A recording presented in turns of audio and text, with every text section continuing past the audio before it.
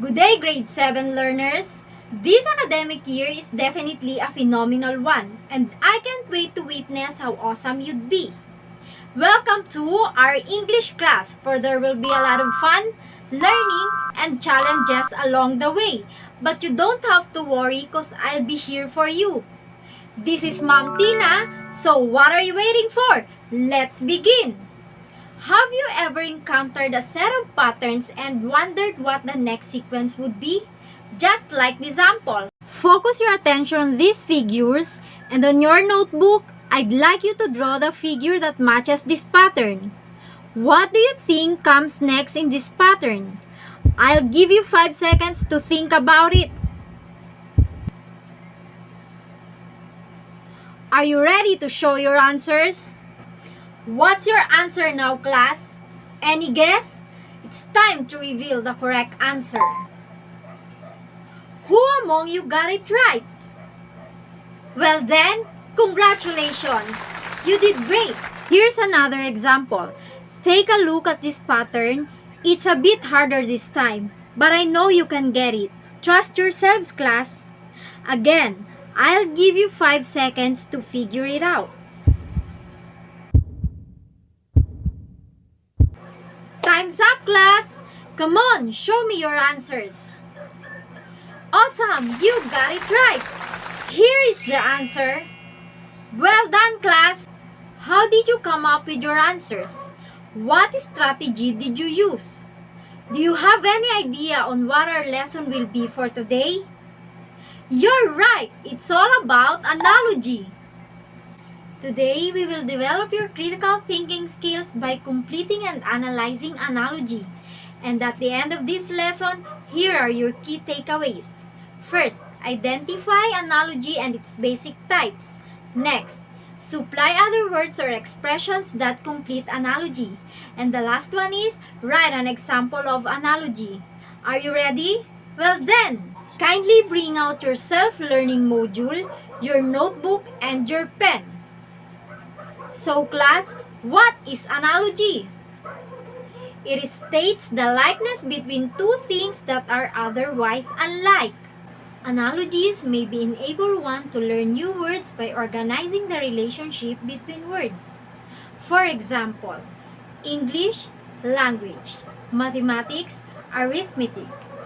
This example vividly shows the relationship between English and language and mathematics and arithmetic. English is basically a subject that is focused on language, while mathematics deals primarily with arithmetic or numbers. The double colon is used to split the analogy into two parts. The first part is the left-hand side of the double colon, English, language, while the second is a right-hand side, mathematics, arithmetic. Keep in mind that the first set of words presents a relationship that is the same or alike as the second set of words. One possible way to read or verbalize the analogy is like this. English is to language as mathematics is to arithmetic. It's simple, right? I'm sure you are excited to learn more. So sit back and follow me. Analogies have varied types, such as synonyms are words possessing the same meaning. This has something to do with ideas that are alike or similar. Let's study this sample. Happy, joyful, pretty, beautiful. In this sample, happy is synonymous or having the same meaning with joyful, as pretty has the same meaning with beautiful. Next, antonyms are words or opposite to others in terms of meaning. For example, huge, tiny, hot, cold. Huge means big and tiny means small. The same thing applies in the right-hand side. Hot has a meaning that is not the same or totally opposite from the meaning of cold. This is antonym of analogy. Part and whole is where several objects comprise or make up a group. Example, petals, flower, leaves, tree. In this sample, petals are part of flowers while leaves are part of tree. Characteristics mostly comprise of descriptions of items. Example, scientist, smart, board eraser, dusty. This analogy offers the person or item to be described by its description or vice versa. In the sample, a scientist is described as smart and a board eraser is described as dusty. Object, purpose, function. It shows what a certain object is for or explains its use.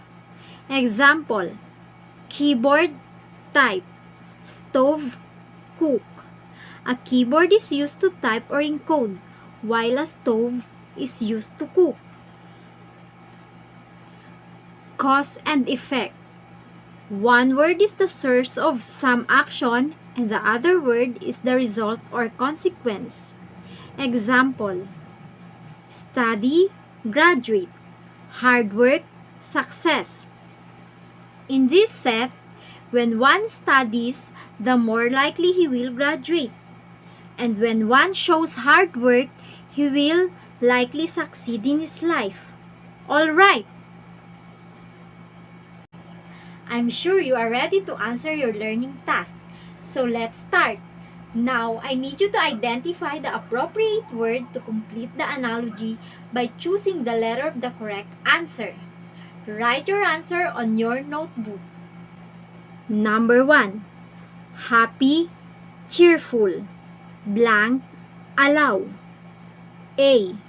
Ban. B. Forbid. C. Permit. D. Prohibit. What will complete the analogy? And the correct answer is letter C. Permit. And this is a synonym analogy. The set of words have the same meaning. Number 2. Batangas Port, seaport. Naiya, blank. A. Airbed. B. Airport. C. Airplane. D. Airmail. What is the correct answer?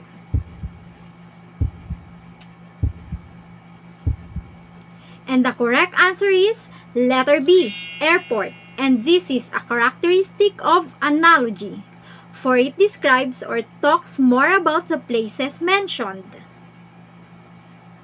Number 3. Hold, blank. Mend, break. A. Carry. B.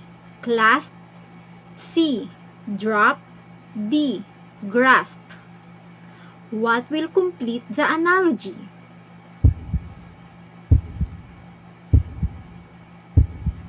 Easy peasy, you're right, it's letter C, drop. And it's an analogy by antonym because they both have the opposite meaning. You're doing great, class. We're halfway there. Number 4. Teacher, school, priest, blank. A. Church. B. Market. C. Road. D. Port. What is the correct answer?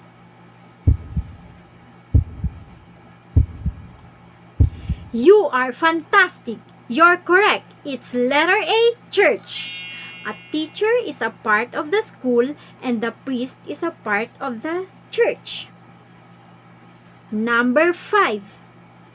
Pencil, write. Meter stick, blank. A. Calculate. B. Count. C. Measure. D. Weigh. Again, you are right. It's letter C. Measure. And it is a function analogy. A pencil is used to write while a meter stick is used to measure. Number 6. Careless, accident. Careful, blank. A. Danger. B. Disaster. C. Order. D. Safety.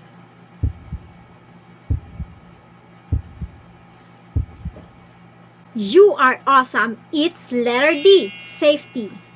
And this is the cause-effect type of analogy. Because if you'll be careless, especially on the road, there is a possibility for an accident. On the other hand, if you'll observe carefulness, the more likely you will be safe. Great! Thank you and congratulations for responding to our learning task. Let's proceed to our next activity. Identify the missing words to complete the analogies. And this time, there will be no more choices. So think harder. Good luck! Write your answer on your notebook. Let's start. Bird, blank. Fish, swim. And the answer is fly.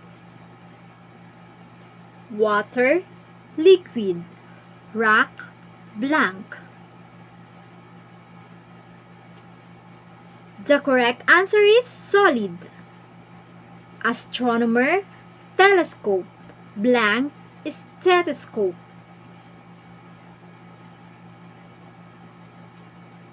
The answer is doctor.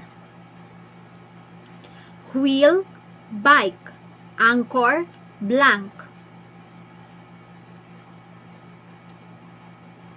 And the answer is ship. Wisdom, ignorance. Blank, pessimism.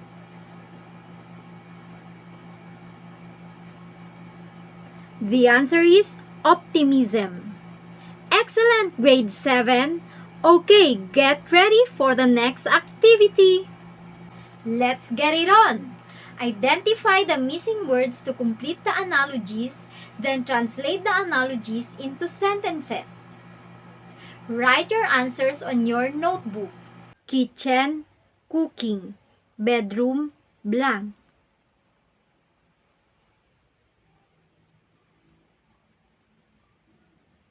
And the answer is sleeping. Sentence form is kitchen is to cooking as bedroom is to sleeping. Shampoo, hair. Soap, blank.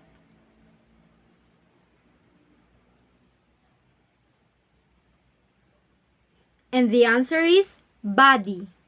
Sentence form is shampoo is to hair as soap is to body. Next.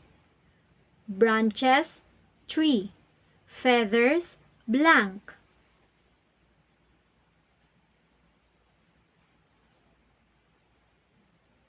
The answer is bird. Sentence form is branches is to tree as feathers is to bird. Next. Lawyer, case. Police, blank.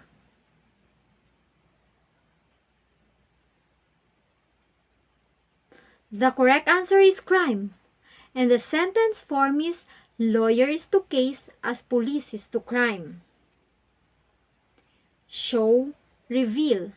Conceal, blank.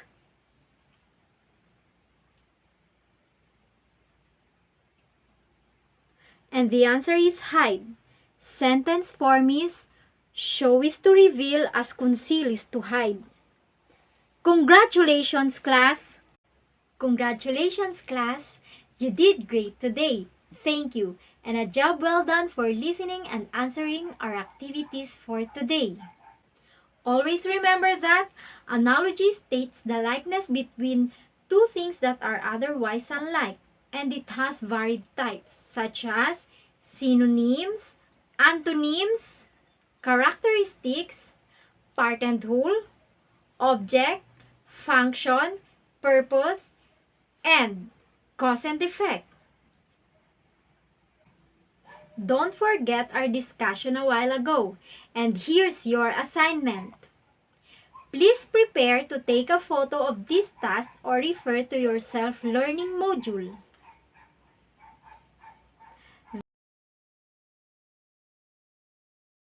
That's all for now, grade 7. Goodbye and thank you. Again, this is Teacher Tina. See you again tomorrow.